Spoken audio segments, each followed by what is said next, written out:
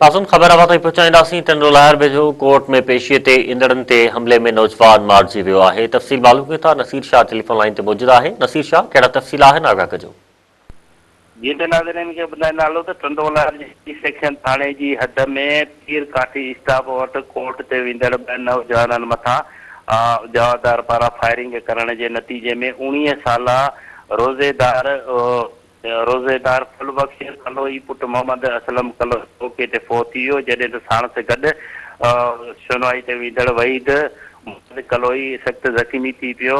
ज़ख़्मी खे नाज़ुक हालत में हैदराबाद लियो वियो, जॾहिं त फ़ौती जो लाश पुलिस खणाए सिविल अस्पताल टंडो लहर पहुती, जिते ज़रूरी कार्रवाई बैदि लाश वारसनि जे हवाले कयो वियो आहे। जॾहिं त ॿुधायो वञे थो त जवाबदार ऐं कंहिं से पाण में माइट हुआ ऐं पुराणो तकरार ज़मीन तां हलंदड़ हो। उन नतीजे में जेका फायरिंग कई आहे, फायरिंग कंदड़नि जो नालो ॿुधायो वञे पियो त मशूक फिदा कलोई ॿुधायो वञे थो, जेको मौके तां फरार थी वियो। पुलिस मूजिबि त लाश तहवील में वठी वारसनि जे हवाले कयो आहे, जॾहिं त जवाबदार जी गिरफ़्तार पाया पिया वञनि।